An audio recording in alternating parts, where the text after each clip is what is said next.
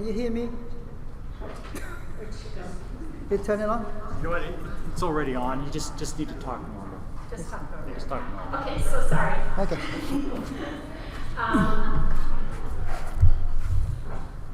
Dr. Daniel Wong, who's from Mississippi State University, is here. He's gone through a rigorous process to date, and he's going to be speaking. He's going to provide you with some information about himself, his kind of trajectory to what's bringing him here, his research, and he's going to be talking about from a basic research agenda to a research agenda for social inclusion model. I would like you to welcome Dr. Daniel Wong. Thank you.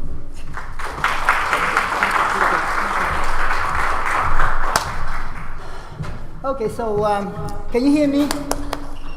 I can yell. Aloha, and I want to thank Dr. Osaki, the search committee, CDS, and the dean's office, and UH to invite me to visit the campus, going through this process. I'm also honored, to have this opportunity to talk to all of you. You all taking the time to come to this session, especially to some of my colleagues here at UH, to whom I respect greatly, and some of my good friends that I make in my previous life here at UH. When Dr. Osaki asked me to make a presentation on research, and I gave a lot of thought. I said, what I'm supposed to talk about? Research is such a big topic. Then I realized that as a lifelong learner, as a student, an educator, an advocate, and also a consumer research, I do have a lot to talk about. Now, one thing that I would like to talk about is the past 20 years, what I have learned and what I have done as a faculty member, as an advocate, and also as someone that have pursued a lot of research grants, and also supervised a lot of doctoral students. As a lifelong learner, I think it's important that for me to be able to present to you, my life of research and what I have learned. But on the other hand, as someone who was born and grew up in Hong Kong, if I talk about myself, if I tell my family I'm going to talk about myself, they will scoff me, right? You're not supposed to talk about yourself, right? But anyway, this is not about myself. It's about my journey, in regard to disability and rehabilitation research. So for today's topic, I have chosen this topic called from basic research agenda to a research agenda for a social inclusion model, because I truly believe that as a researcher, and if you look at the research endeavor in reference to disability and rehabilitation research, we are talking about, sorry. This one doesn't. Oh, that's what the word class. I had the point to both sides. That's okay. So I believe that strongly that research endeavor, especially for disability and rehabilitation research, we have to any kind of study research, we have to reflect the humanity and the social need of a contemporary society. And anything deviate to that, to me, it's not acceptable. Okay? As you know, the society, have changed over time, and consequently, our research also have to reflect, what the society needs. And so the past many years, and my learning process always been kind of go along with what the society have evolved. Okay. So the topic again is from a basic research agenda to a research agenda for a social inclusion model. So first of all, I'd like to look at the agenda and just briefly to tell you what I'm going to talk about. I'm going to define what is basic research, social inclusion, and purposely add this, emancipatory research, as a discussion later. Then the second area is I will talk about the importance of disability and rehabilitation research, and then my research journey. Then I will give you a couple examples that what I have done and published in the area of attitude to person with disabilities, and a conjoint analysis we did to look at how different variables contribute to people's attitude, and then another research that we kind of combine the racial identity and attitude toward person with disabilities. And the last one that I will discuss with you is that it's a current research that I've been doing with my colleagues in a couple other universities to look at caregivers. Okay? And as some of you know, that is a major topic now because of the aging population. Now also that this is a big room, so if you have questions, you're welcome to raise your hand, okay? Please do, okay?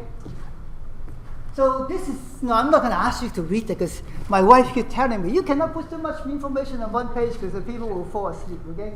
But anyway, I just have 3 definitions: basic research that define a systematic study, direct to work, full knowledge or understanding of the fundamental aspect of phenomena and of observable fact without specific application to work, process, or products in mind. And social inclusive theory or society is defined as one where all people feel valued, their differences are respected, and the basic needs are met so they can live in dignity. Social inclusion, scientific research will contribute to understand and enhancing knowledge in social exclusion and inclusion. Now the last one, I will save it for later on, okay? So my view about disability and rehabilitation research for the past 20 years, and I come up with 5, major areas why it's so important. The first one is, of course, we have to improve educational training. The funding will hopefully, benefit the trainers and the educator. Then they can train better, student, and later on become better professionals.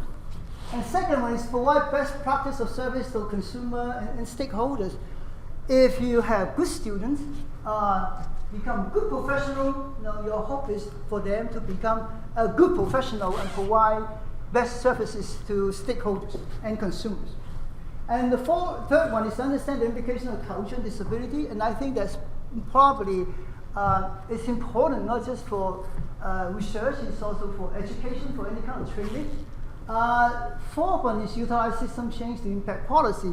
Research is a tool to find evidence, to find data, hopefully impact policy. And the fifth one is to contribute to the quality of life of the individual with disability and their families. And this is probably the ultimate goals of any kind of research activities. Of course, you can come up more, but I think this is 5 areas that personally I identify.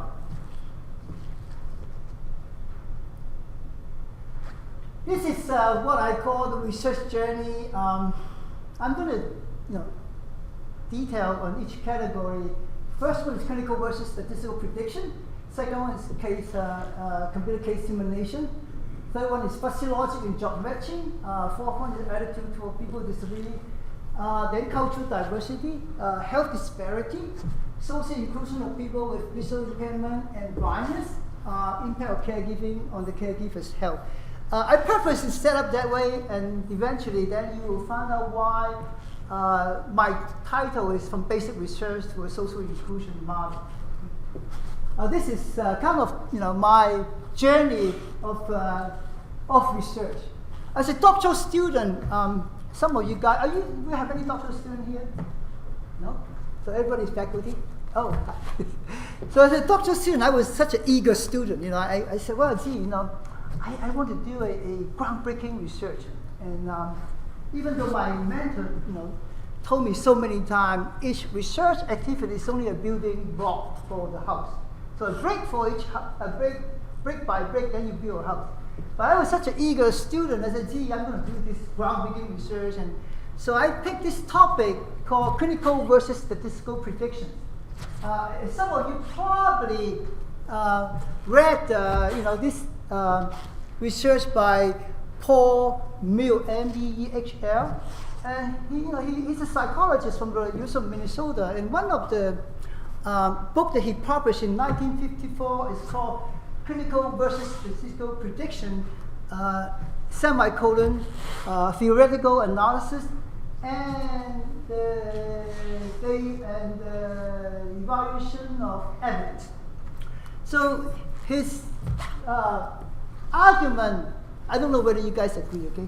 His argument was at that time is to argue that statistical prediction is more superior than clinical prediction.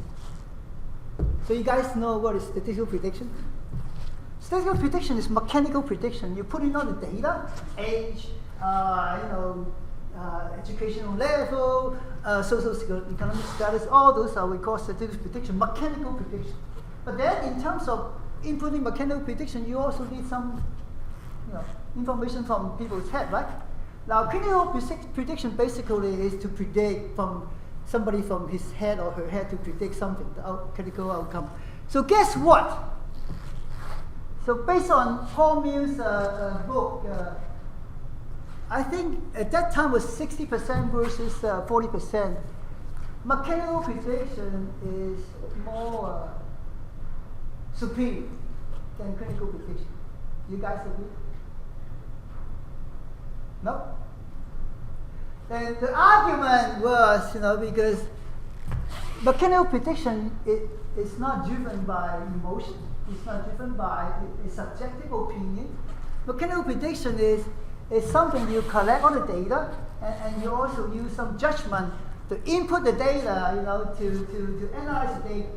So Paul knew at that time that after a meta-analysis look at different study, then in his book that he said clinical prediction is inferior against statistical prediction. So at that time I said, well, this is a good topic for me. Let's do a study like that because I want to be famous, right? Quickly, yeah. So I took all the most difficult statistics course and I wasn't even satisfied. So I said, well, because it's too simple. Let me use a statistic approach that nobody ever used before. So I purposely took a course called Markov chain.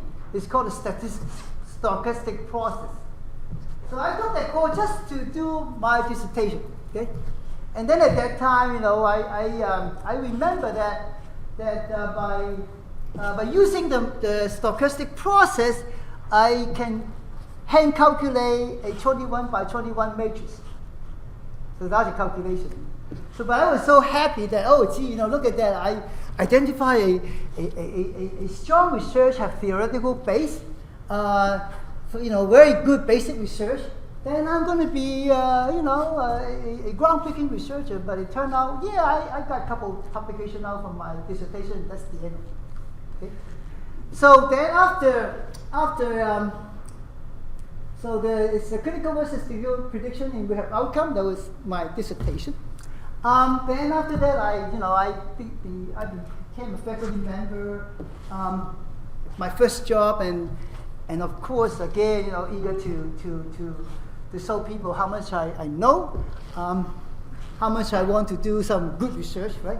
To test the theoretical framework of different things. So at that time, teaming up with a couple people, and I identified a couple of good research projects.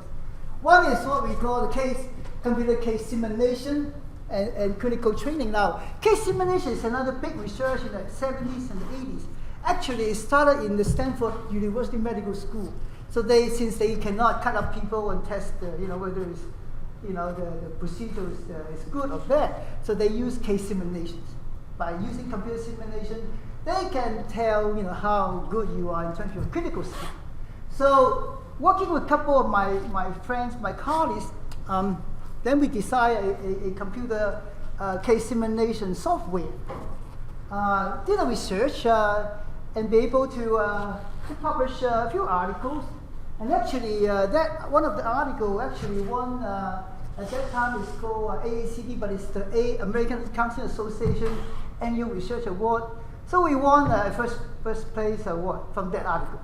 So it's happy, wow, I prove a point that I'm so good as a researcher, theoretical researcher, right? A basic researcher, scientist.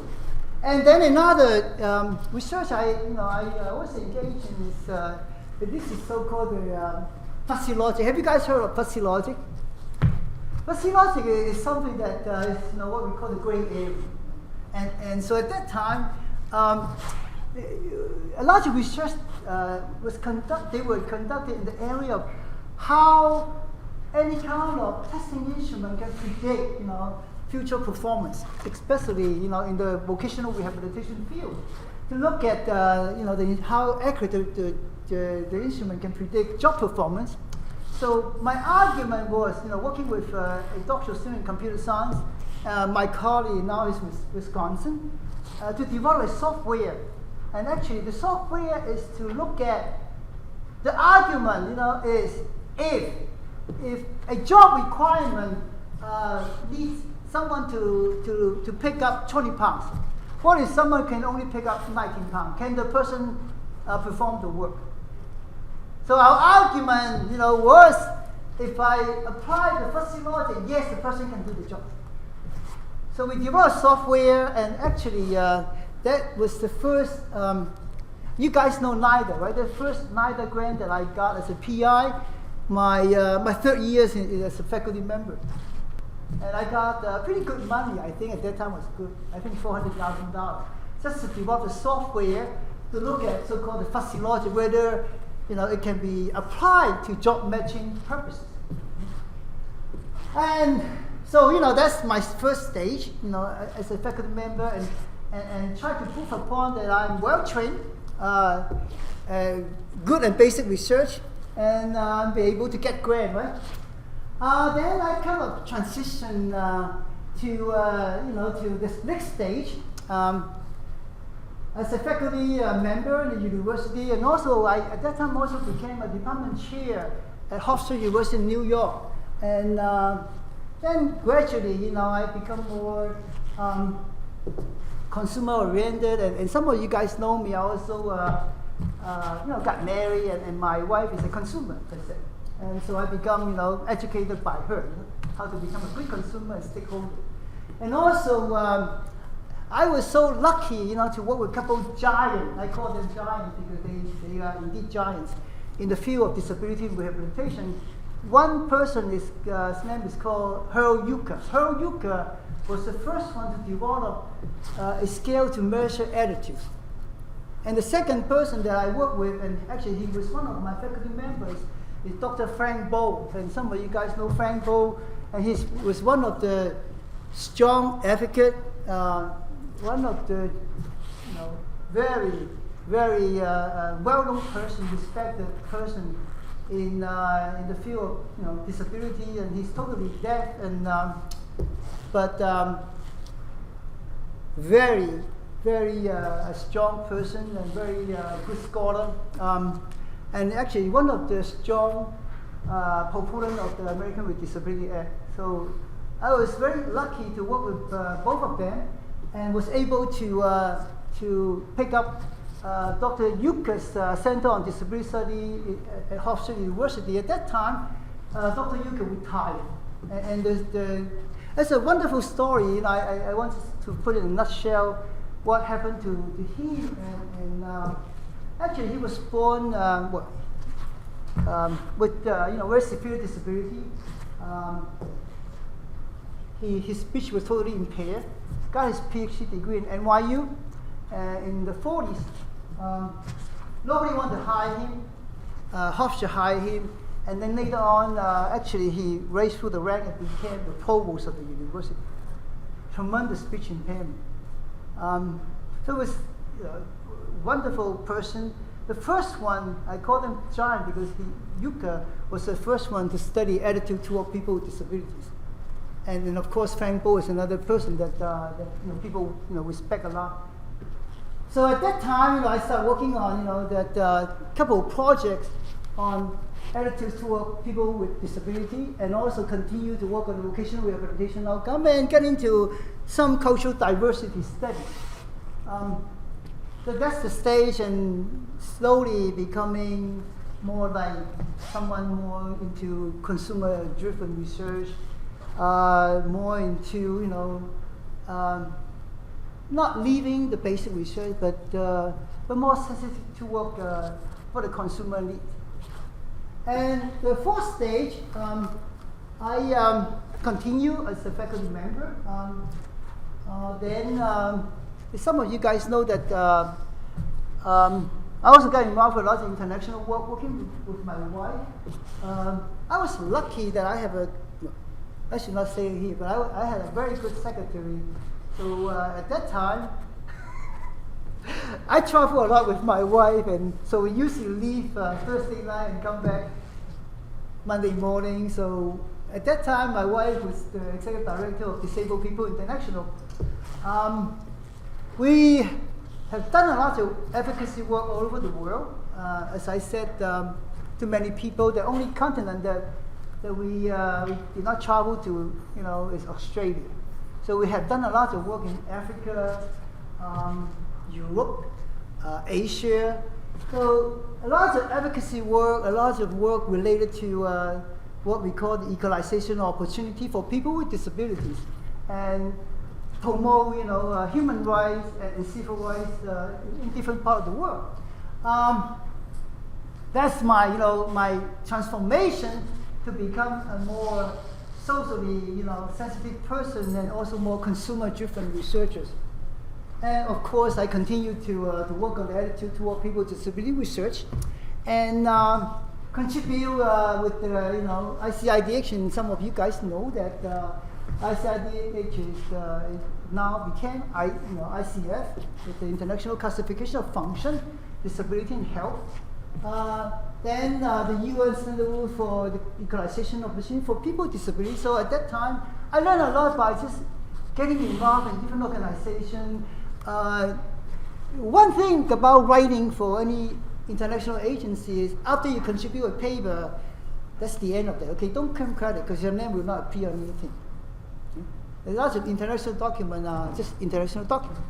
So I'm involved in a lot of writing for DPI, submit to UN, position papers. The first one that probably I would say is kind of the first one that make a difference. In 1996, there was a women's conference in Beijing, China, and Hillary Clinton was there, to promote women's rights. So we wrote a paper with respect to women's rights in terms of employment, women's with disability in terms of employment. So it was accepted by the State Department, and they proposed it in the UN Conference for Women.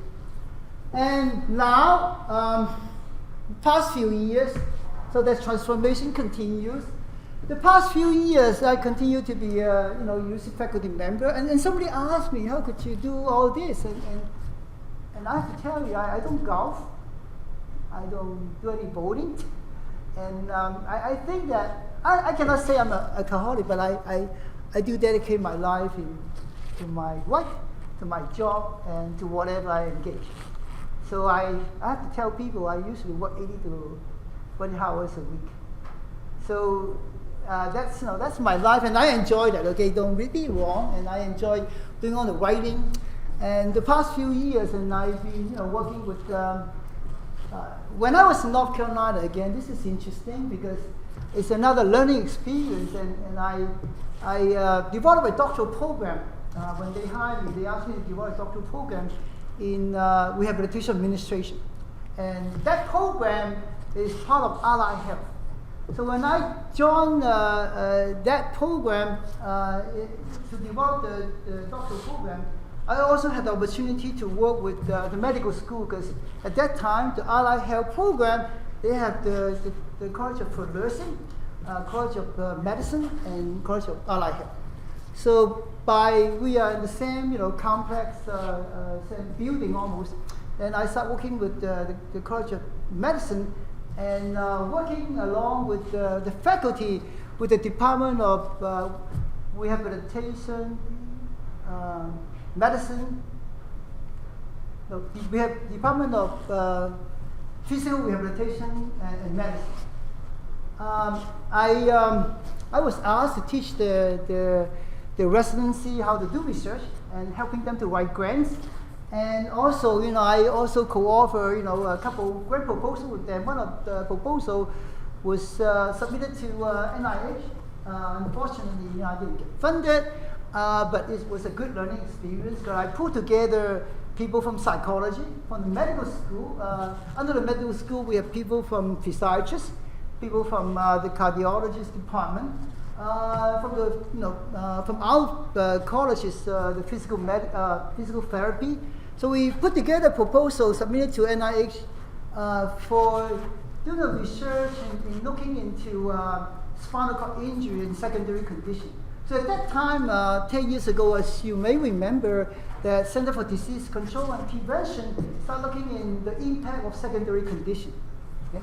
It's a big thing now, okay? Because some of the studies indicate that the primary condition is not the one that costs the most taxpayers' money. It's a secondary condition. Okay? After someone acquires spinal cord injury, after the medical condition has been stabilized, everything is fine. The person can wheel around with a wheelchair, right? But the secondary condition will really causing the person a lifelong issues. Like for example, kidney issues, skin issues, and don't forget maybe psychological issues, including depression and other related psychological factors, right? So that's my journey in East Carolina. So the past few years, I became the department head 6 years ago to manage a department with school psychology, educational psychology, and counseling. I stepped down a few months ago. I decided to go back to teach and finish one of my textbooks. But I had about 30 faculty members, a big department with give and take 400 to 500 students.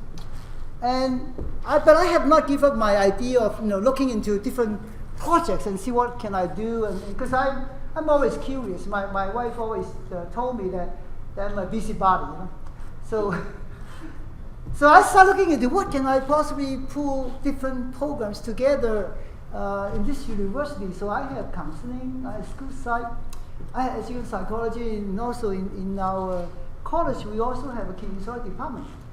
So I started looking into the latest. You probably aware of the latest about how to work with people that returning from conflict, the war conflict, that especially those people that acquire disabilities. So the people that either acquire physical disability or they acquire perhaps PTSD, right? So I said, well, okay, this is a good area to pursue. Then at the same time, I realized that the veterinary school also getting a grant from Purina Dog Chow. Purina Dog Chow, they fund different vet school about programs. So Purina Dog Chow fund the vet school a project called Animal-Human Bonding. Okay? So the Animal-Human Bonding project gave me this idea. I said, well, what about using human-animal bonding, to look at how can we use this concept to work with the people returning from the war, especially those people that acquire a condition, right?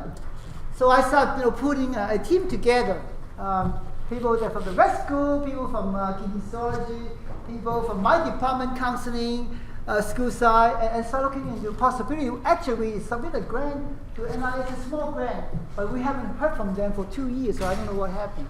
So then now I stopped it because my contact with the vet school, she found another job in North Carolina. She left, so I lost my contact.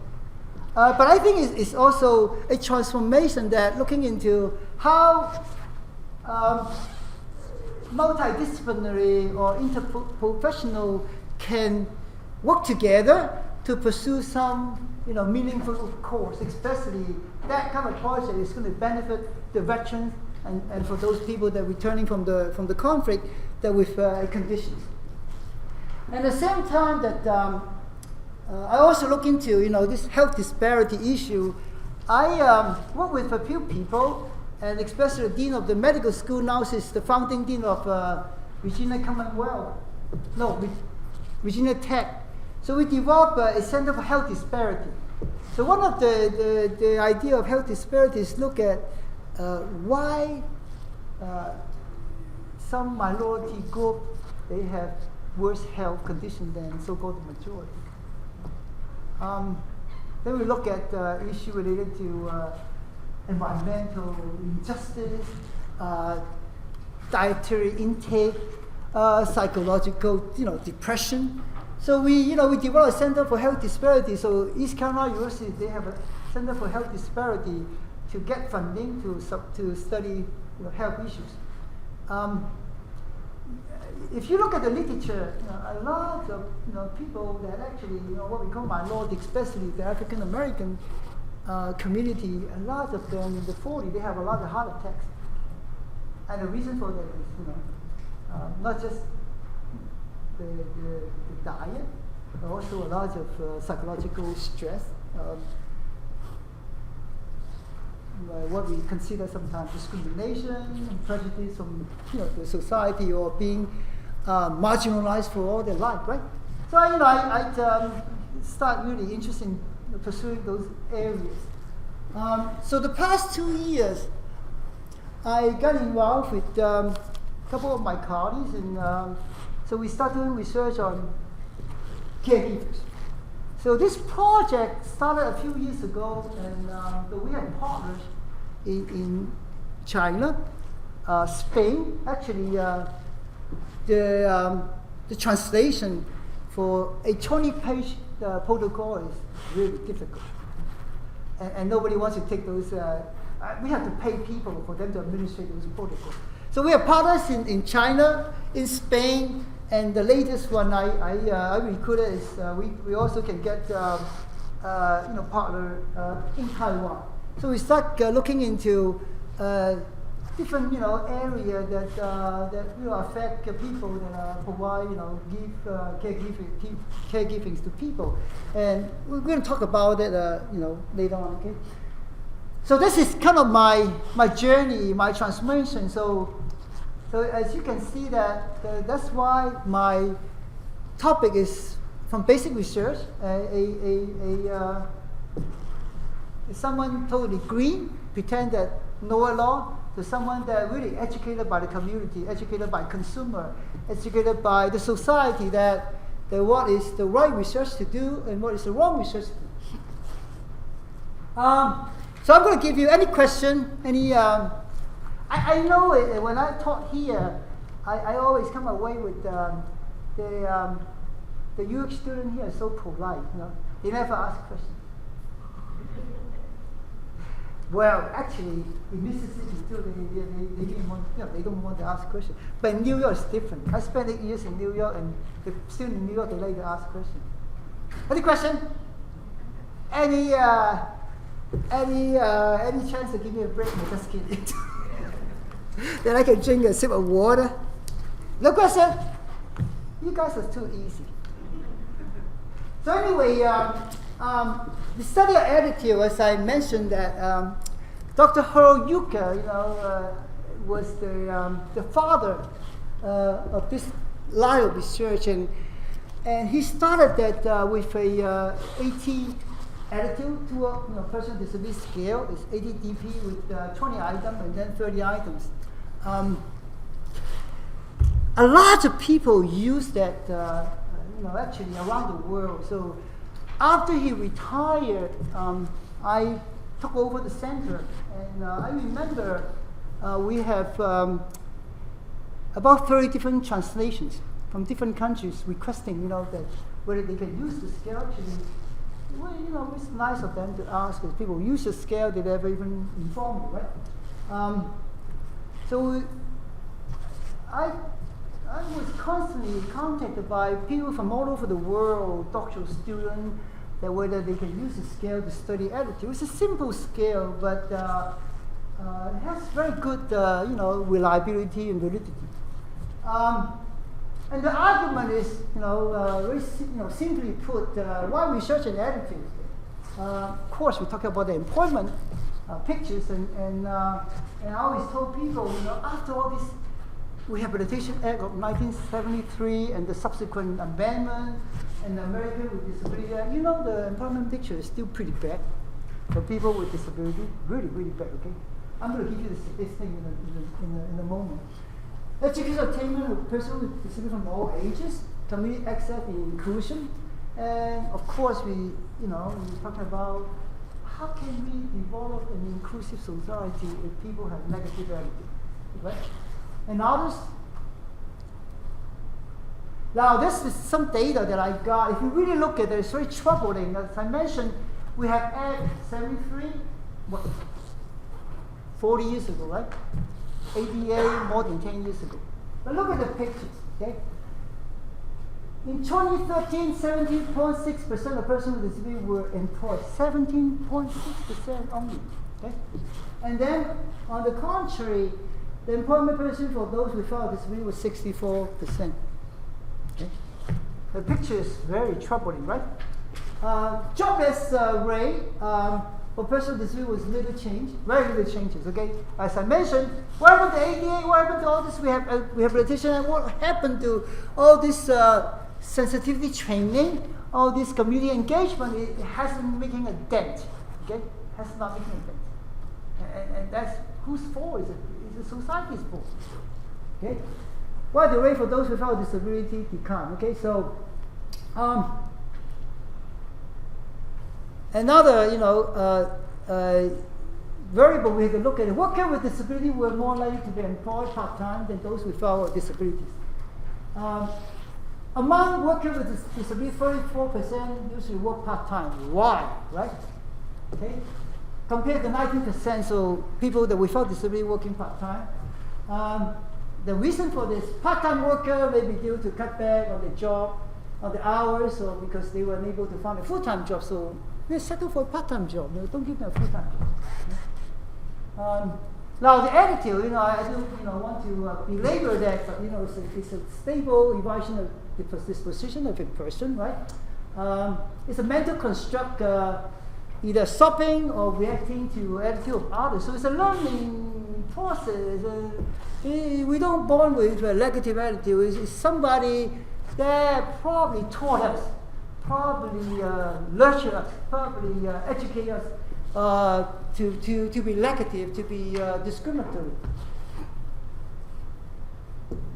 The statement, three statements here is I want to make is positive attitude toward people we should develop positive behavior, of course, right? If you have positive attitude, then you treat people, better with a positive attitude, and negative attitude result in biases and discriminations.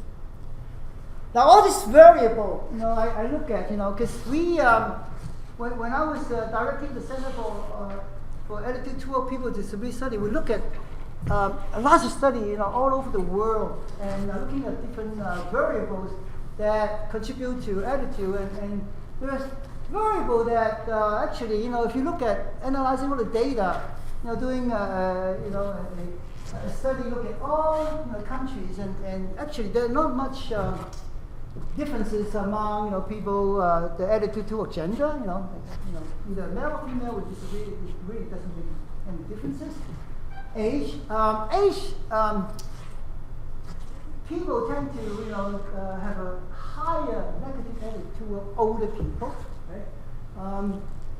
Types of disability, and that's interesting. I'm going to show you a study what we have done to look at types of disability. Okay? Person with disability, basically, what we are looking at is a person with disability look at the other person with disability. Not much differences. Education, we tend to people with high education, with high attainment in terms of education, they tend to, hopefully, okay? But the data, they indicate that they have a more positive attitude. Family members tend to look at disability as something that will burden them, especially if they have a child with this disability. Then they know the obligation, the long-term responsibility will be very, very tedious and lengthy, okay? Especially if you have a child with severe disability.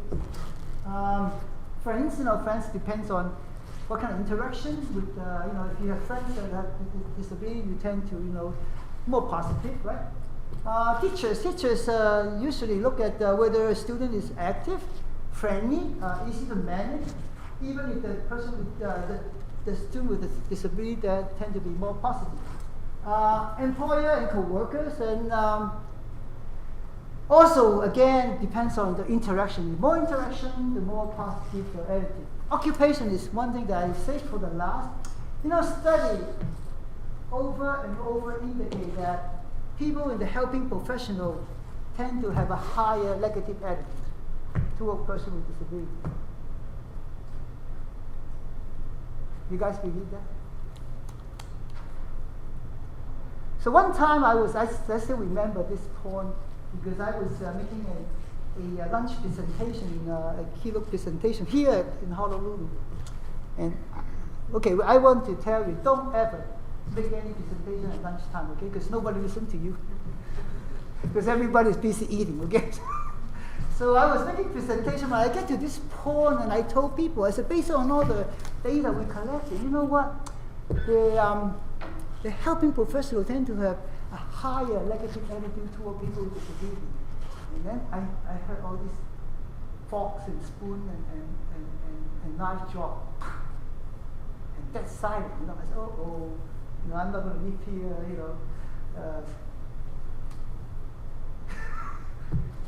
they're going to kill me. So then I try to explain to them, and the reason for that is very simple, because we always look at the contact point.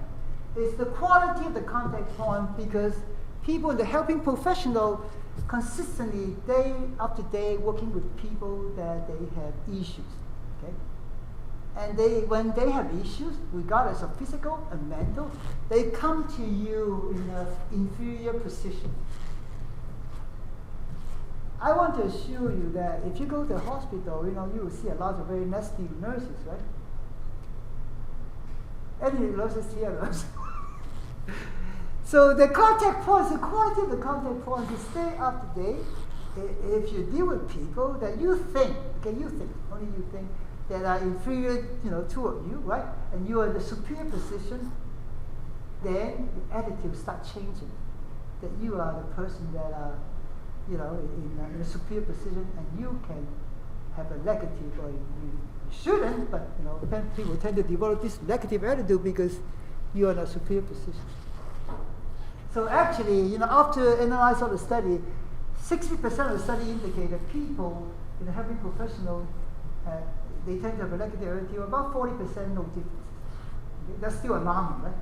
So what can we do about it? So we need to do some intervention to make sure that we develop programs to make sure that they have quality interaction with people with disability instead of just seeing them as somebody needing help from you, right? Make friends with them. Don't just see them as somebody, some needy person that want your help or want you to take care of. Can attitude change? I don't know. I think I'm not being pessimistic, but I think it can be difficult because it's a lifelong process. It can be changed, but I think it will take time. Okay? Education and information can contribute to lessen negative attitude and wrongful perception. Okay. So there's different kind of methods to measure attitude, Q methodology, sociometric, and some other rating scale. Now this is a study that I want to explain to you, and sorry, I have to check the time. Oh, it's almost an hour. So I want to, I think the reason we came up with the study is because when I look at the way to measure attitude, it's one dimension. You ask a question, you rate it, you use like a scale, and you rate it. So at that time, about 12 years ago, and then me and my colleague, look at how we can do a research better, to using the multi-dimensional perspective, to use something that will force people to make a choice to force people to analyze the data before they make a decision. So we come up with this rehabilitation counseling student attitude. Two people disagree in three social contexts, a co-joint analysis. Okay? And we did publish an article. I think that the article also gave us an award, some kind of third place award. We did the study in 4 different campuses. For the whole semester, we administrate 3 different measurements to get the data. But now first, I'd like to explain what is a co-joint analysis. Have you guys done any co-joint analysis? Co-joint analysis is big in the business world, okay? Very big in business administration, to look at how people, what kind of preference they have. So co-joint analysis, sometimes called trade-off analysis, review how people make complex judgments. The technique is based on the assumption that complex decisions are not based on a single factor or decision, the single dimension, but on several factors considered joint. Okay, so that's why the term called co-joint analysis. Okay, Coca-Cola or Pepsi? Coca-Cola or Pepsi? Now the reason we argue for that is because we use this as an example is because I always told people that. I said, when a person approaches, do we have soda machine outside here? Okay. So when you approach a soda machine, if there's a machine, Coca-Cola, Coke machine, there's a Pepsi machine. So 10 feet away, you're walking through the machine. If you're not so religious about Coke or Pepsi, right? You don't care one way or the other. But 10 feet away, when you two walk toward the two machines, and I think there's a lot of information bombarding your head, right? I don't know which one I'm going to buy today. So what comes up in your brain is, maybe I saw a Britney Spears commercial yesterday, or Michael Jackson, right? Did Michael Jackson advertise for Coke? And then you see my wife or my girlfriend like Coke instead of Pepsi, right? So before you got to the two machines, then all this information will bombarding your brain and force you to analyze the data. Okay, right? So force you to analyze, you got to the machine, it's a T. Okay, I take Pepsi, right? Okay, so that's co-joint analysis. Okay? So you said G, because Britney Spears, was it Britney Spears? Advertised Pepsi, and yesterday I also saw that my wife bought Pepsi. Okay? So the factor is taste, bottle design. Bottle design is a big factor too. Okay, so you know that manufacturers spend millions of dollars just to design the bottle, okay, to attract you, right? Okay, packaging, and look at all this nice packaging that all these companies do here in Hawaii. To make sure that attract you to buy the product. Okay. Advertisement, significant other, or choice. Okay. Now, what we try to do is to look at how we can use this co-joint analysis concept to look at different variables, how those variables will affect your decision making in terms of your attitude toward people with disabilities. So we look at disability type. We separate the physical, developmental, and psychiatric. Age, young adult, we take category, that categorically separate in three different age groups. Middle age and the elderly or older people. At that time we call elderly. Now it's older people, right? The gender, race, and black, white, native, Hispanic, and Asian. Employment status: employed, self-employed, and unemployed. Okay? So this is now based on what we come up with. We have used SPSS to analyze with 38 combinations and then we asked we sort out 30 scenarios. So the statement can be made: an Asian male. Okay, you have to combine 5 factors, right? An Asian male an older Asian male. So 3 factors already, right? Okay, an older Asian male with a physical disability who is unemployed. Right? They combine 5 different variables, right? So we come up with 38 costs, and with one statement combining 5 factors, right?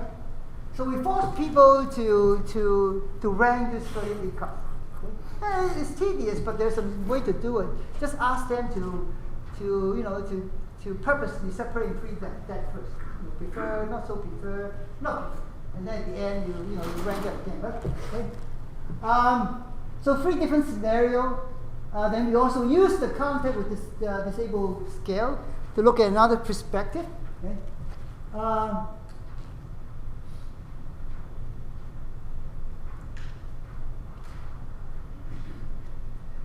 Okay, so anyway, I think I purposely deleted a page. Okay, so my question is, with 38 costs, with 5 different kind of disabilities, with 5 different kind of variables, what we found is pretty amazing, okay, with 4 different campuses. So who do you think that is the most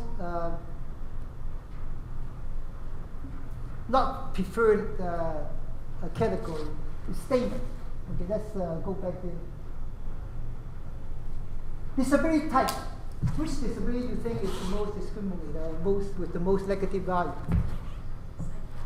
Psychiatry, yeah. The people are always afraid of people with psychiatric disability, right? Okay. And actually, physical is the most preferred one, with the highest positive perception, right? Age, of course, people tend to discriminate the older population. Right? Gender, I think that the research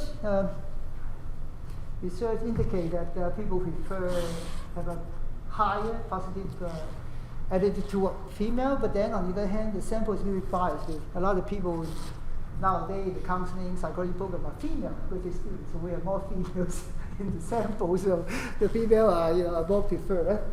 And then again, race is very interesting, because we have, of course, white, Hispanic, black, native. I think black is the most has the most negative value. Employment, and you know very well as an employee. So if you have a combination, just to think about the combination, a older black male with a psychiatric disability who is unemployed, that would be ranked the dead nurse, right? Okay, so that's how the ranking, indicates. So we did a study and happy about the result. But sure, that I think that follow-up study needs to be done, but people move on. But a study like that really gives you a picture, whether that student, in different programs, graduate program, perhaps they need more information about different race. They need more information about different kind of disabilities, and they even need more information regarding the sensitivity toward other race and older people, right? Okay. So it's another study that I work with a few of my colleagues in New York is to look at the so-called racial identity. The argument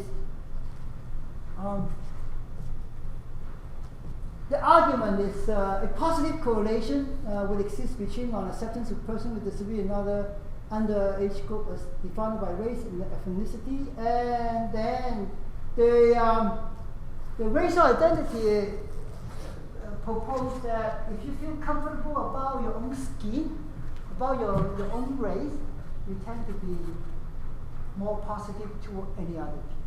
Okay?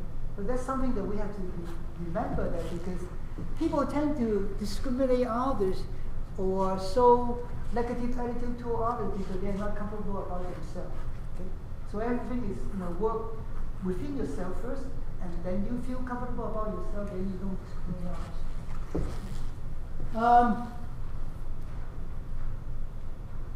So healthy attitude toward people from other culture will not be achieved apart from the development of healthy attitude toward one's own race. So again, you have to be comfortable about yourself. Let's see. I don't know why I deleted the other result. Okay, so the result, I have another result. Maybe what about the results? So we did find out that the racial identity scale correlated very positively with the attitude toward people with disability, because the higher negative attitude toward people with disability, the also the higher negative attitude toward your own race. Okay? So again, it has demonstrated that the attitude basically is also created within yourself, and the more that you worry about your own skin, about yourself, you're not comfortable about yourself, the most likely that you're going to discriminate others. So why positive attitude to a person with disability is important for all professionals? My argument always been the ideal of disability representation professional and advocates. They are gatekeepers of both information and services. Okay? You remember, if you commit yourself to this discipline, you're the gatekeeper. Okay? An advocate and a system change agent. Okay? Ethical practice to promote equalization opportunity for persons with disabilities. Delivery of quality service as well as positive rehabilitation service outcome. To promote social integration and dependence on individuals with disability. And the last thing is the right thing to do.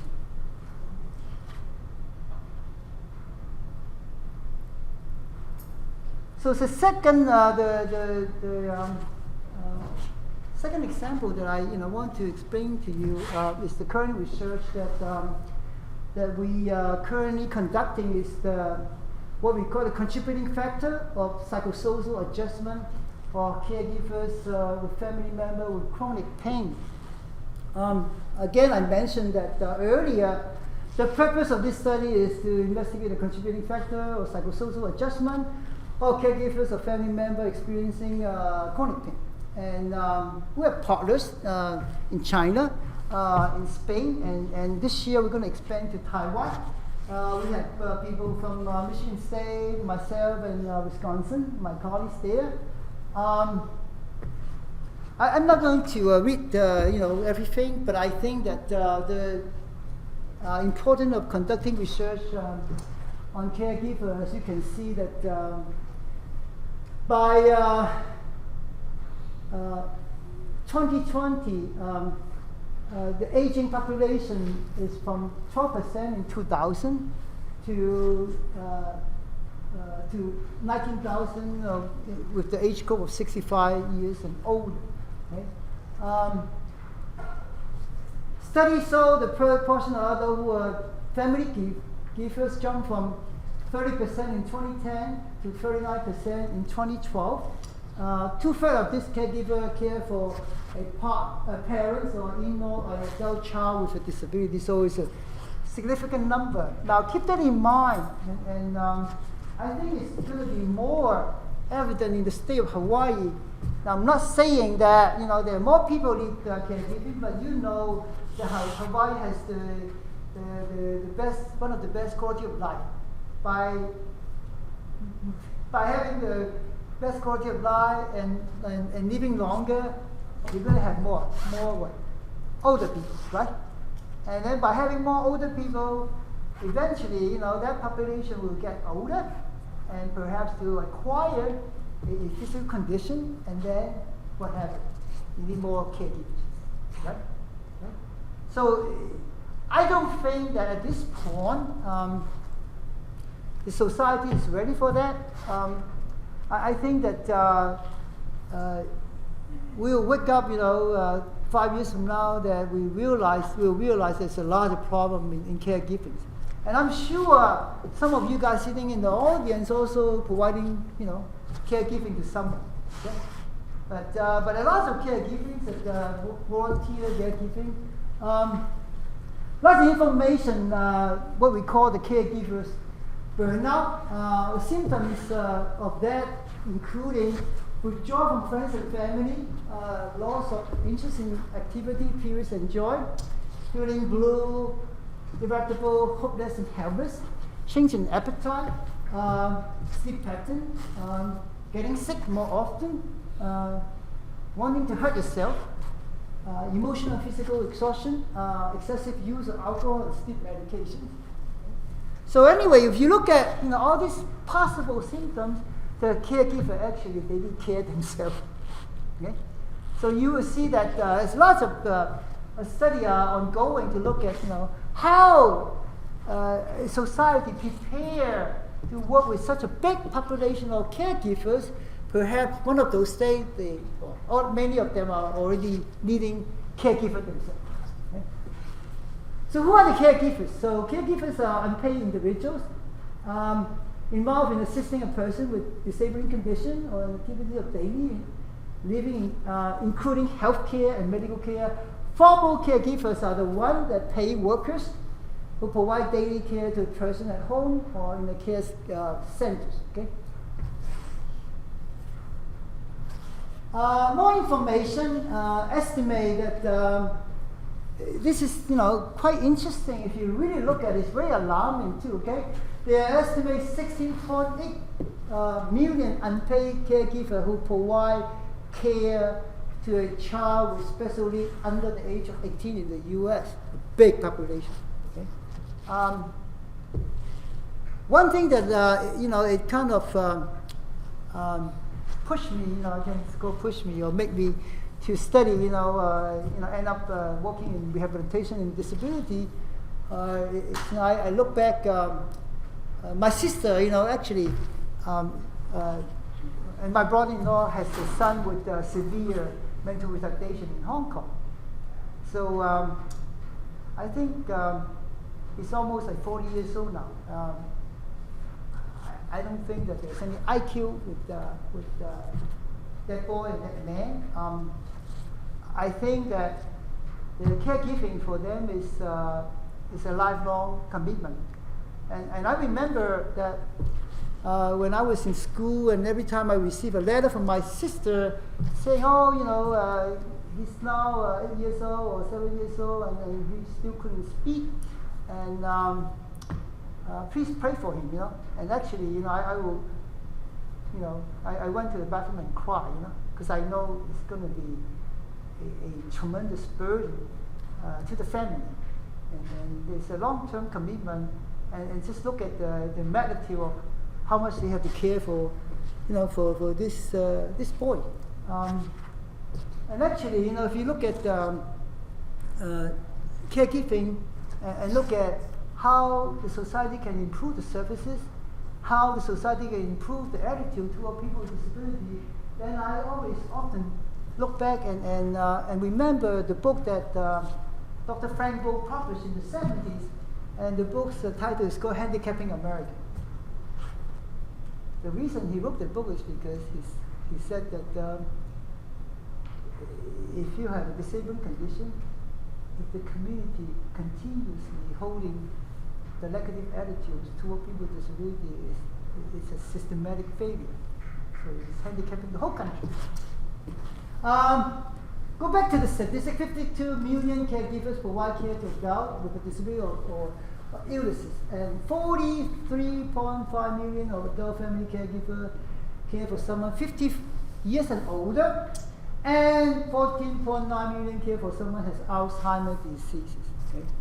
So it's a tremendous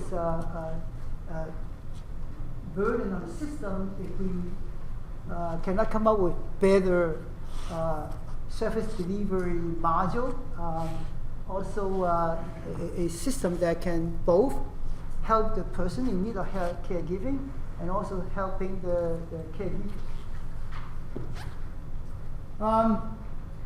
So this is just a repetition, but I think the most important thing that we have to look at is the out-of-pocket costs for caregiver who caring for someone who was age 50 and older, average over $5,000 in 2007. About 37% of caregivers for someone age 50 and older reduced the work hour or quit their job in 2007. So you can see the ripple effect that you have to care someone in the family. So this is something from CDC, or some interesting data that look at the second one. About 30% said they need help keeping the person they care for safe, and 20% would like to find easy activity to do with the person they care for. Okay? The last one is caregivers said they do not go to doctors. Okay, see, that's another issue because they put their family needs first. 67 said that there's a major reason, or they put the care recipients need over their own. So 57%, more than half said they do not have time to take care of themselves, and almost half said they are too tired to do so. Okay, so I'm not trying to labor the statistic, but if you really look at the statistic, I think that not just research need to be done. I think there should be systematic changes to make sure that we're preparing for the future. So what we try to do is to look at, from a cross cultural and multidirectional perspective, to look at yes, that this country revolves statistic in the U.S. What happened to China? The Chinese also live very long, and usually in the old model that the children usually take care of the elderly. But you know what? It doesn't exist anymore because they have to work. They have actually the material society corrupted them. So they have to go to work to make money, to purchase whatever they want, right? To have a better life. So they don't take care of their parents anymore. And so we like to see that if you compare the U.S. Information on caregiving, especially in terms of pain management, we can compare that to China, Spain, and to look at also the cultural implications. Hopefully, that I want to tell you that all this scale that we're going to use to look at self-efficacy, look at, of course, we're going to collect the demographic and the fatigue scale and FF36, all these different scales. But what I learned is actually we came up with a protocol more than 20 pages long. So 2 years ago, because it's a 20 pages protocol, and we did this backward translation according to American Psychological Association standard, and end up with 24 pages of Chinese version. And we have to come up with a few $1,000 just to pay the people to get the information. Because it took people 2 hours just to collect the data. So now we learn a little bit better. So the timeline for that is to revise the protocol if needed, because we already have information. But maybe we have to trim down some of the area to make sure the protocol is not that tedious, not that long, that people can do it, in a more efficient kind of fashion. But then also that we will be able to collect the data we need. We already got the data in the SPSS. We're examining the preliminary data and continued data collection in China, Spain, and the U.S., and expand partnership, and apply for the NIDA grant. Actually, we already start preparing a proposal, and the NIDILRR is, it used to be the NIDRR funding. It's what we call the field initiative research. And the future of research. As I said, at the beginning, that from some very green doctoral student, try to be a so-called a strong basic research faculty member, and my journey, because of my experience with some very good people that I learned from. And very good experience with my significant others. So my journey has been transformed to I think a more a person that care about social inclusion, care about human rights is a very catchy word, but I would say I care about human rights, and I care about how to do a good job, for people that are, in need of services. And I'm also very mindful that money-driven program, they have a very fine line to walk. On one hand, you need financial support to the program. On the other hand, you need to be accountable for what you do. And with the social inclusion model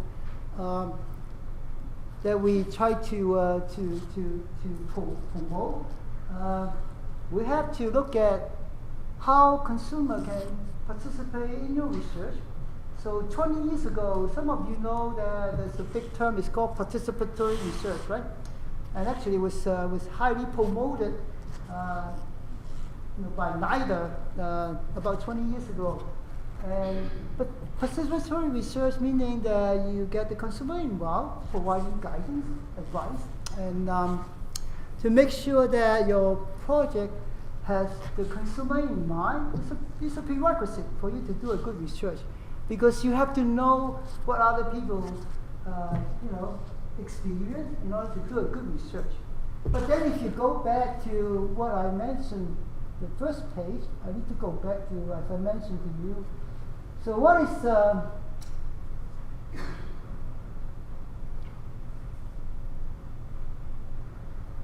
I thought it could be moved faster.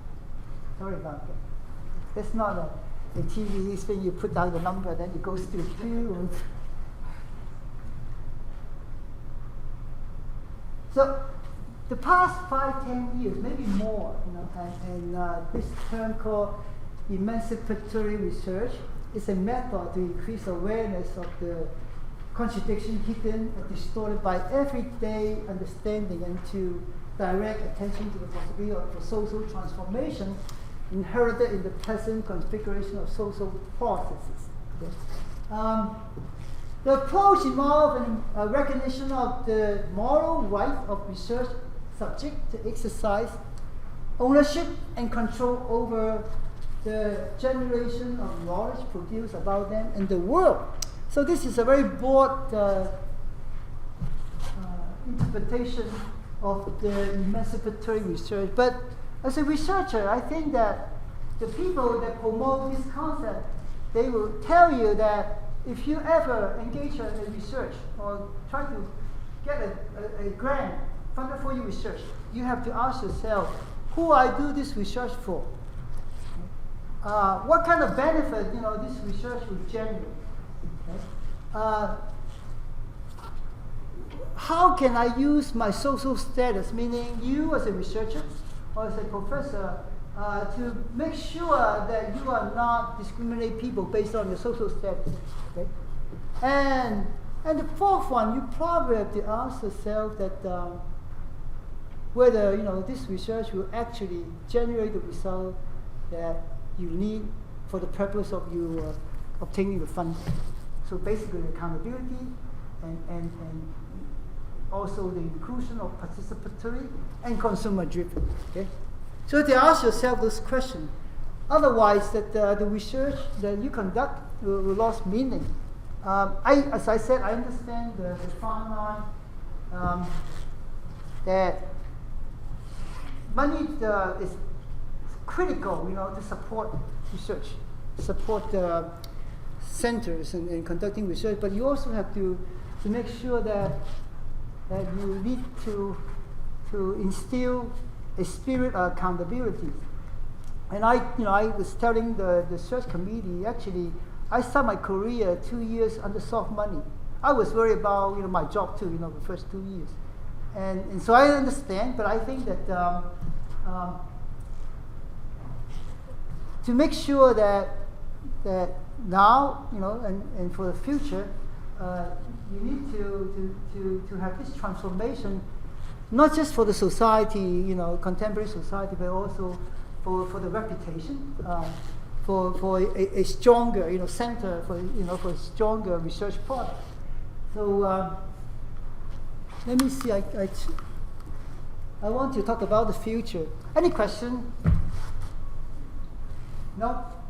You guys are too easy.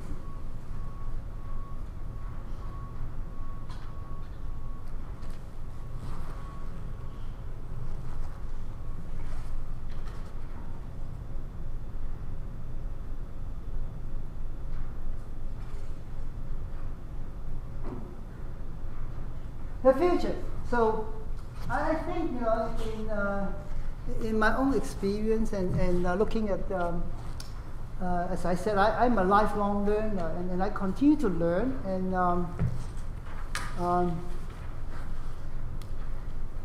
I think that we're really, you know, looking into a global community, and we have to conduct study in the multinational, you know, approach.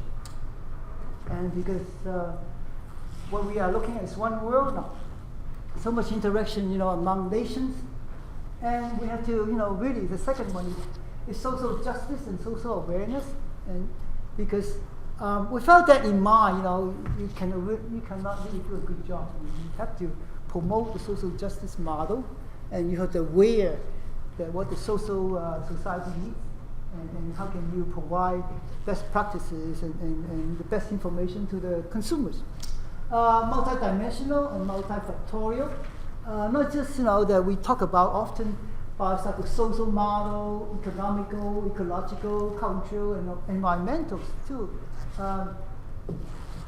2 years ago, I decided to, you know, to write a book with a couple of my colleagues and my wife, and so in one chapter we talk about the biopsychosocial model in terms of human growth and development. But then I realized after, you know, conducting a lot of study, actually when you start a project, you become a student all over again. Then I start looking into, you know, gee, the economical impact is important to, you know, to human growth and development. So does ecological, cultural, and all these environmental factors. And as I mentioned that, you know, I was working very closely with the medical school in East Carolina, and one thing that I learned is one of my colleague told me that there have been a lot of environmental issues impacting, you know, people that are in lower socioeconomic status. And by saying that, meaning that you always have to consider that, I use an example often, that I had a secretary, you know, a couple of years ago, and she came to tell me often that her little girl always had respiratory problem. And then I finally realized, I said, you know, have you checked with your apartment, you know, talk to the manager, you know, maybe you have some chemical issue there. Okay?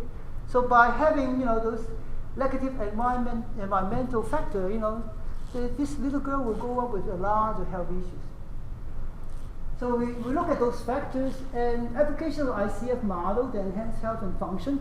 The ICF model is, some of you are aware that not the latest, but the past 10 years, a lot of research done looking at function, health, and disability internationally. I think the US are a little bit behind.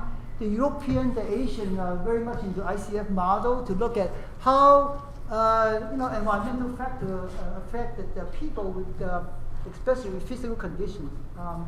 Whether the universal design, you know, it has, you know, been implemented worldwide, and so the ICF model is very important for, you know, for any individual, any researcher, you know, pursuing this research to continue, you know, conducting research. Because of social inclusion, right? So if the environment is not conducive, you know, we will never have a justice society. Okay? Interdisciplinary and cross-professional. Again, you know, it's something that we cannot. You know, I've been sitting in so many different grant reviews the past 20-some years, and lately, you know. Many different agencies with the U.S. Government, they always promote interdisciplinary study and collaboration. Okay? If you have a strong partners, you know, in the grant, you know, that the chance of getting funding is, I would say, much higher. Okay? Of course, lifespan and cross disabilities will continue. You know, I think it's important to look at, you know, the lifespan. Human growth and development and different kind of conditions.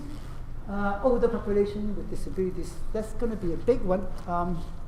With the statistic that I mentioned, I think it's going to be very big in the years to come. And I'm going to skip the missions, please. So, because I thought you want me to talk about vision, I already prepared 2 pages of vision, but I think I stop here, and Becky, you stop here first. We're gonna open, and if you want to repeat What the time is it? questions, we've got time. So repeat the questions that people may have. So we're going to open this up for a general discussion and questions that you may have for Daniel related to either his research or issues that you see happening currently at CDS. Anything you'd like to talk about? Daniel's here for the discussion. So. Yeah, I still have energy, and I got jet net. I only sleep a couple hours, but I had very strong coffee during lunchtime. So, if you wouldn't mind Dr. repeating Johnson. whatever question. Dr. Johnson. Yep. Daniel, if you were to come to CDS as a CDS director in the near future, where would you see that your research agenda taking you? What direction? I think that. Repeat the question for me, Yeah. please. Dr. Johnson asked me, what would be my research agenda if I have the opportunity to serve as a director of CDS, right? Right? Correct. Okay. I think my research agenda is not just research agenda. My agenda basically is to work with the people with different kind of research agenda. I think a person in that position should be a good facilitator to work with people that are pursuing different kind of research relatively to disability and rehabilitation. Okay? The role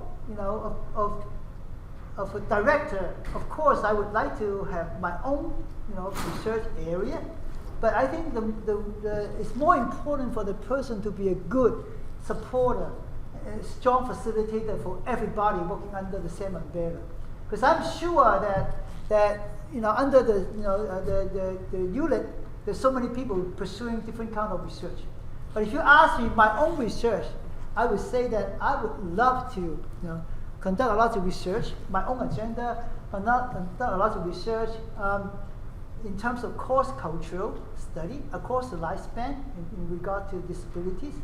And I think that that's one thing that I would continue to pursue with the information that I provide, the background I have, because I think that, as I said, that with this one world, the global community, I think the cultural implication is so important to the future generation in terms of coping with disability, in terms of working with people with disabilities. To answer your question, thank you. So, coming in as a new director is a possibility. How would you address the strategic movement for the future within the department? How would you coordinate that?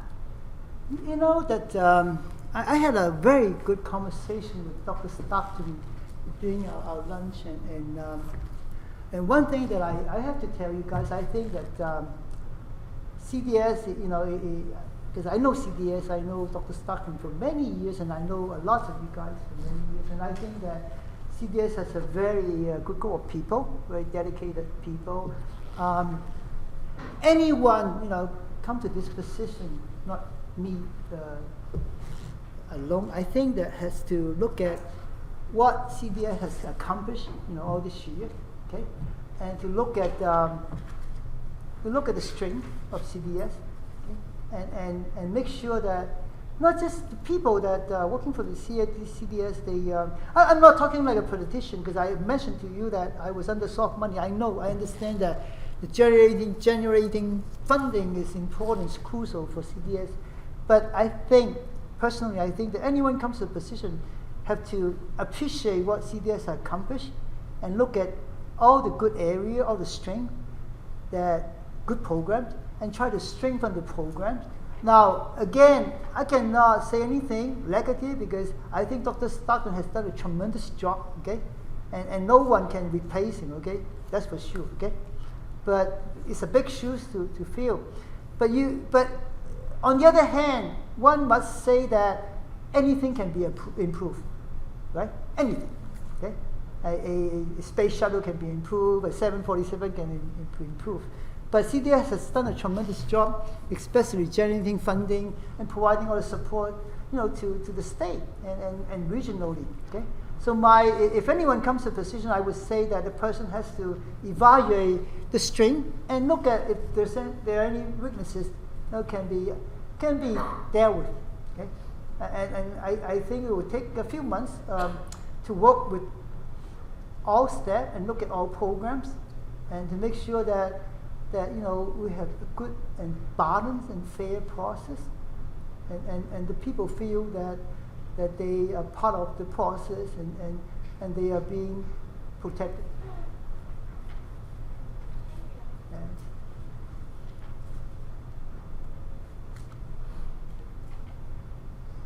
Yes. Hi. Hi.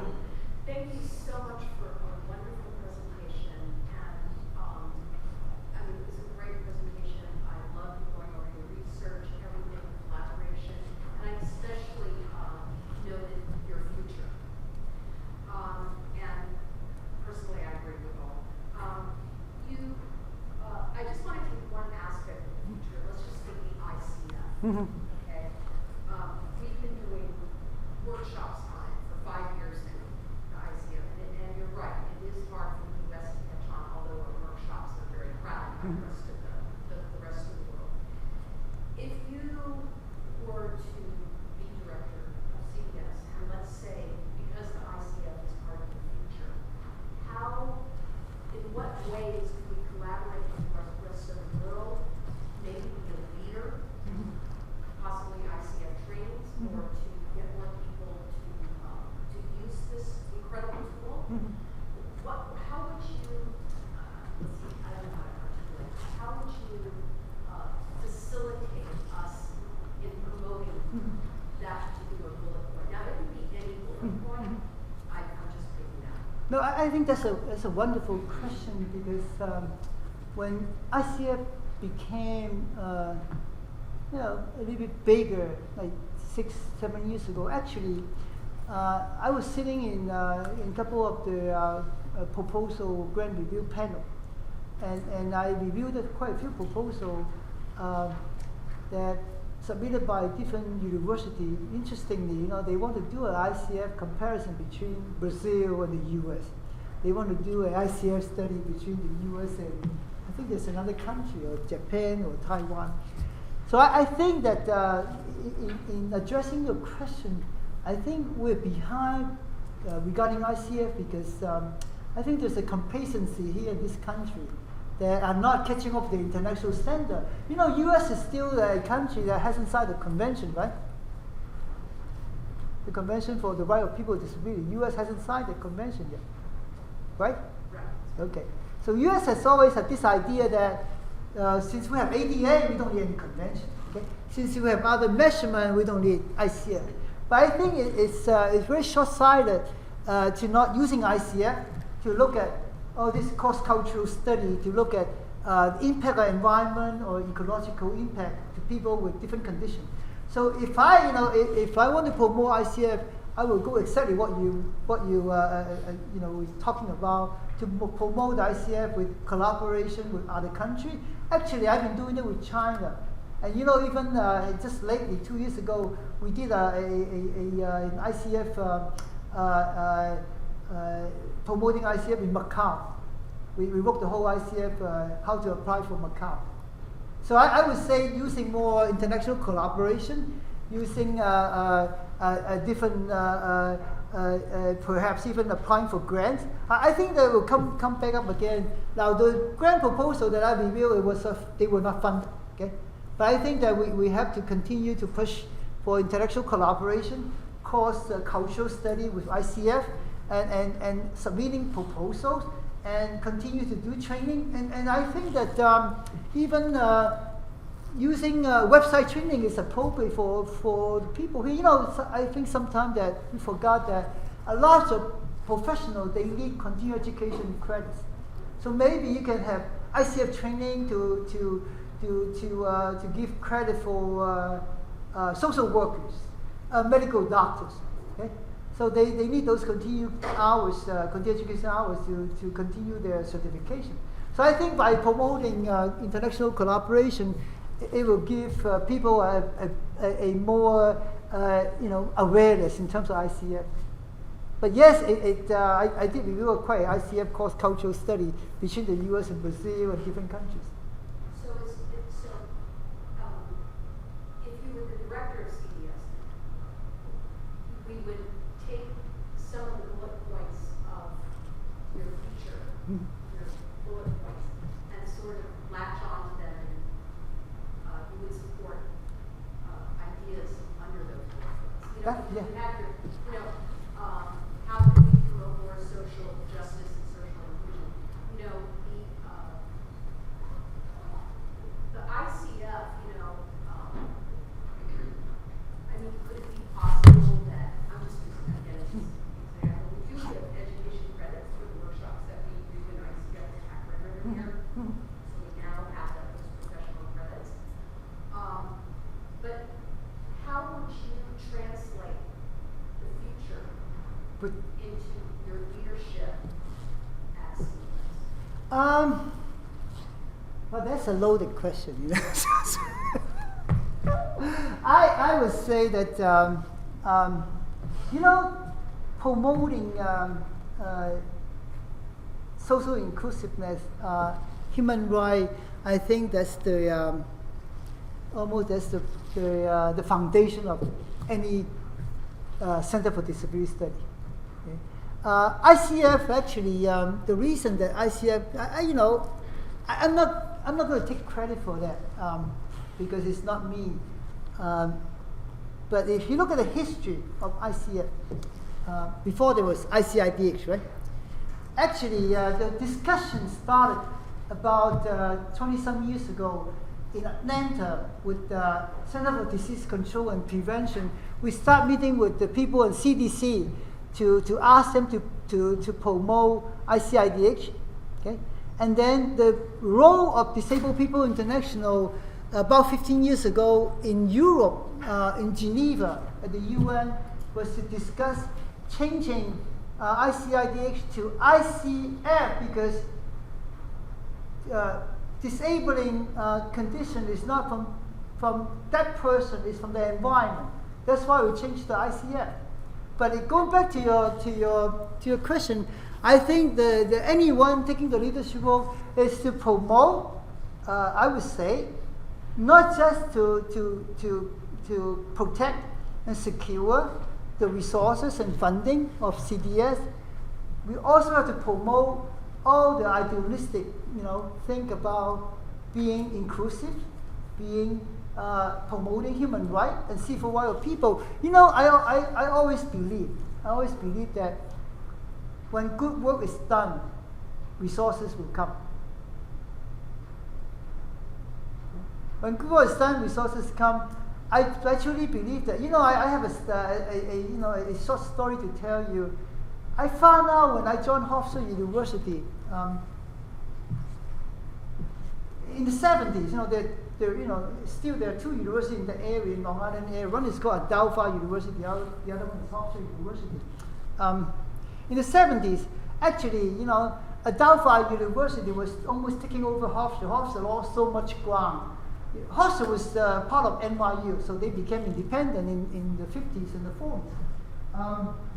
So Adelphi actually, getting big and almost taking over the Hofstra campus. And when they hired the president, James Stewart, he was the president for about 30 years, retired about 10 years ago. When they hired the president heading up the university, his policy, instead of lower the standard to recruit students, he upped the standard. And by up the standard, actually, he turned the university around. Isn't it interesting? So I think that promoting the right thing, the human right, civil right, inclusiveness, doing good work, promoting international collaboration, actually, the ultimate goal is to make the center stronger. And that's my belief, because I always believe that at the end of the day, good work will generate more resources.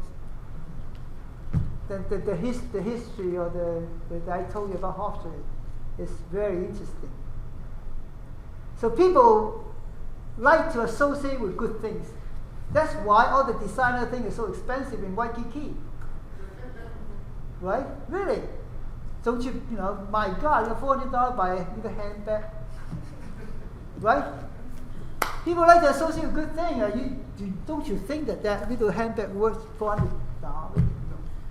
But anyway, I'm just using it as an example, right? People like to associate with good things, and if you do good work and promote, the right course, promote that collaboration, I think resources will come. And I don't know whether I answered your question because your question is so It's a profound.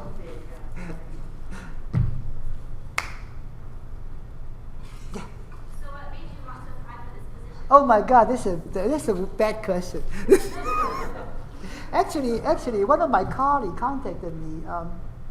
She said, "Oh, I have a position in Hawaii at UH, and you've been talking about, you always miss Hawaii, would you like to consider that? I want to nominate you." And I said, "Well, I don't know. I'm not sure that I want to take the chance, but then I think she did try to nominate me, so I just go along. But I love the state, and I think that my experience in different states, that I think this is a very diverse society. I had a very good experience with my students, and I think I told people that when I was a professor here in the Department of Counseling Education, such a wonderful group of students. Many of them actually, after they graduate with the master's degree, they went on and get their PhD. Very successful career. I think that CDS has tremendous potential to even get better. I don't know about bigger, but we always have to look at the issue of controlled growth. You cannot go nowhere, right? But I want to reiterate that has been a tremendous center, and no one, not for the purpose of saying something, political, but I think Dr. Stratton has done a tremendous job. But there's a potential, to even get more diverse in terms of services, maybe, more research, better research. I don't know. As I said, anything can be improved, right? And so I think it's a good opportunity, and I think that I can contribute, to the center with my background, but don't expect anyone is perfect. Thank you. Yes. I have a question about one of the studies, the racial identity development and attitudes towards people with disabilities. So, you seem to enforce social inclusion, and attitudes is one of the big parts of social inclusion.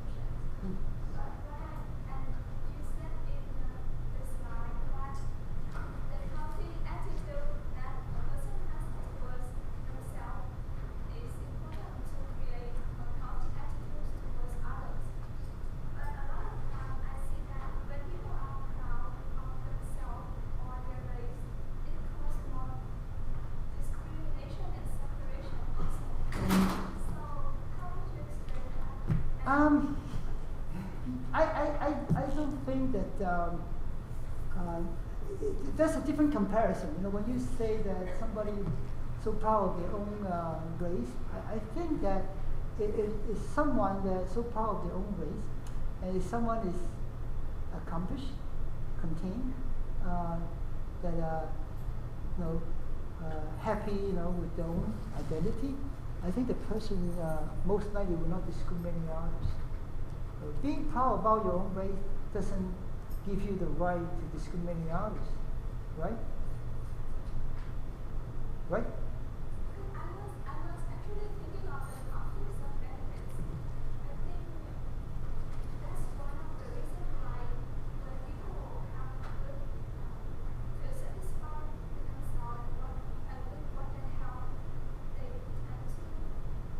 Yeah, but I think that it's probably talking about what's your name? Huh? Chris? Guen. Yeah, what Guen's asking the question is that if I'm wrong, correct me, okay? That if someone proud of himself or herself, most likely the person will discriminate others, right? Right? Am I right? But again, I said, being proud of your own race doesn't really mean or imply that you are discriminating others. They're two different things. Really, think about it. Okay? And actually, people that tend to be highly accomplished, that highly contain about their own race and what they have done, they tend to be nicer people,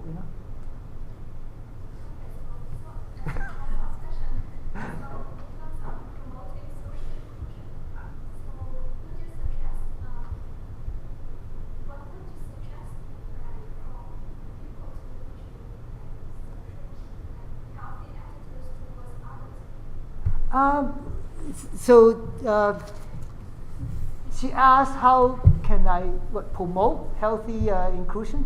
I think that, again, my argument, maybe I'm totally wrong, but attitude can be difficult to change, but I think that we always believe in, training, education, promoting, positive interactions and so forth, I think that will promote a healthier attitude. Okay, even if you pay attention, pay attention that when you go to any area that if a mother with a little kid walking down the street, and then if the little kid sees someone using a wheelchair, and the mother will pull, no, don't look.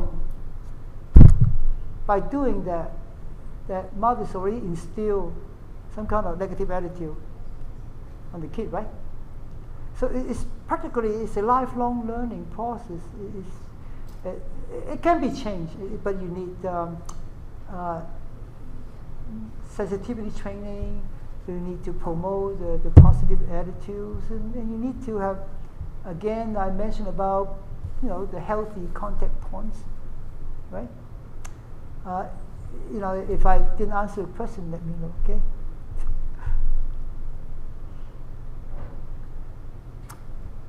Steve, right? Is it Steve? No, it's not Steve. I'm sorry. I forgot. No, I thought it was Steve. Sorry. What else? Are there any other questions? On behalf of the committee, we'd really like to thank you for coming and presenting and sharing your thoughts and vision wisdom. Thank you so much. Thank you. Appreciate that. Yeah, did I say mahalo? Yes. Okay. Thank you. Appreciate that. Daniel, be here for a couple of minutes. If you'd like to come down and speak to him privately, please do so.